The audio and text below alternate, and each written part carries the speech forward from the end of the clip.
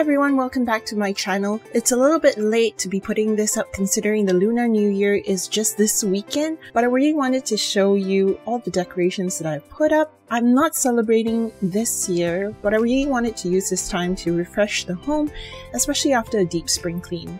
My theme this year is centered around peonies, and the name for peony in Cantonese is called Mao Dan, which means the most beautiful. However, there is another name for the peony and it's called Fu Guai Fa, which translates to flowers of riches and honor. Peonies symbolize beauty, femininity, love, affection, and good fortune. But because of the multiple colors that it comes in, it can also represent youth, passion, desire, and wealth. A lot of the color palettes that I've used in this year's decoration are a tribute to the pinkish and red blossom, which is the most admired color for the peony. Let's start outside where I have my Chinese couplets, which are two complementary poetic lines, and on the top is the hall couplet.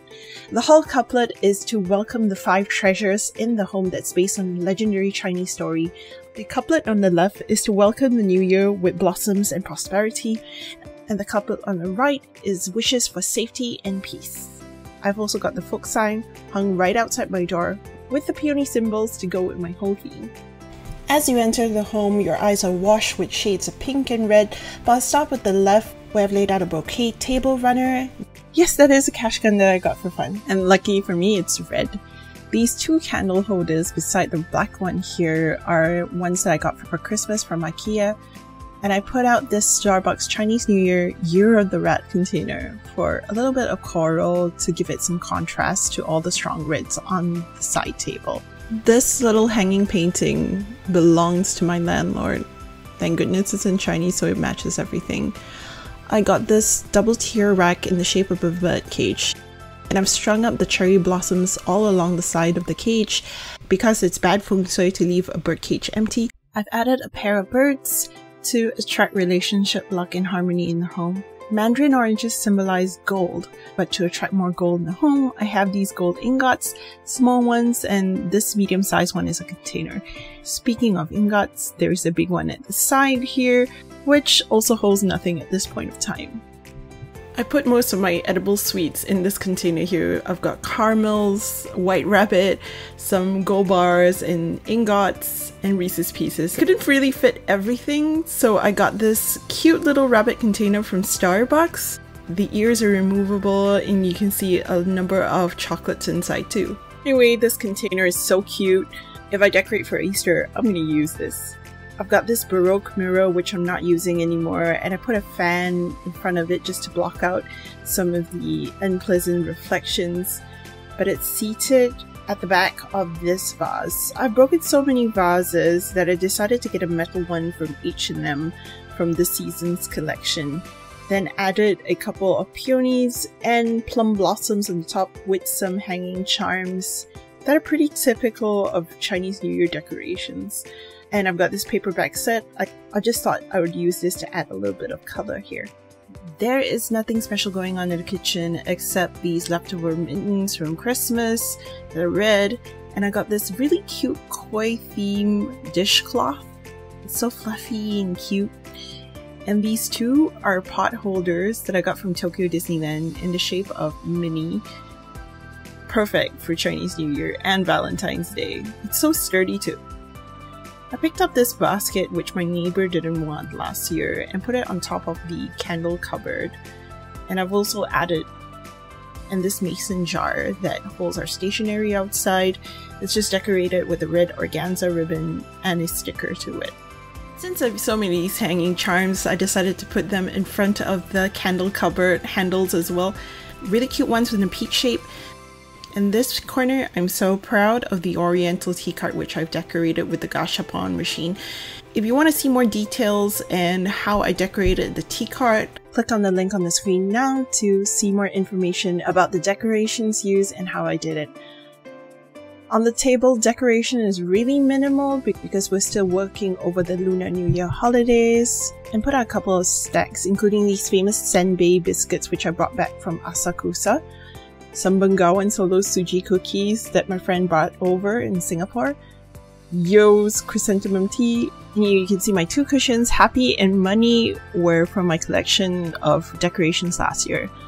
I got this ramen bowl from Tokyo Disney, carted it all the way back hand carried with matching spoons and matching chopsticks. Keeping it really simple, guys. On the top are a number of different size lanterns in pink. Wanted to keep to the peony pink and red theme and not having an alarming amount of red, so pink it is to balance everything out. I used an old embroidery frame and stuck a number of my favorite Chinese snacks over here. These are an assortment of dim sum and Hong Kong snacks, which I miss a lot, and I handmade these by myself. They're just really earrings. This is a polka dot sofa, which I've covered in another red tablecloth just to hide all the dots. And I've got the similar Lucky, Money, and Healthy cushions. Above the sofa are some fan decorations with plum blossom motifs, a hanging decoration with money pouches with the symbol of this 3D peony painting here.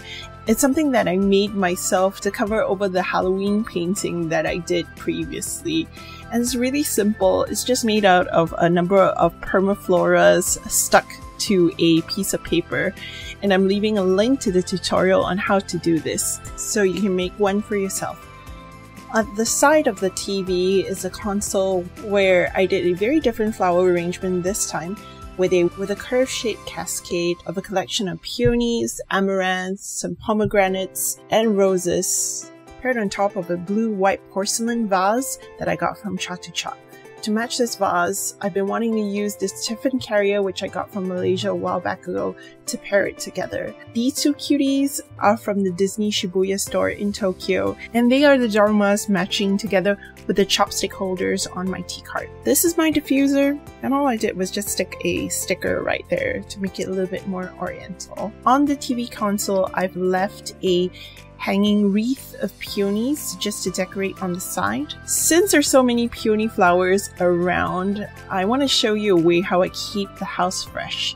I use some fragrance oils and a couple of droppers, and what I do is I take a couple of drops and just drop them onto the petals. These will eventually wash off and won't leave a stain the moment that I do a quick rinse to store my flowers for the next season.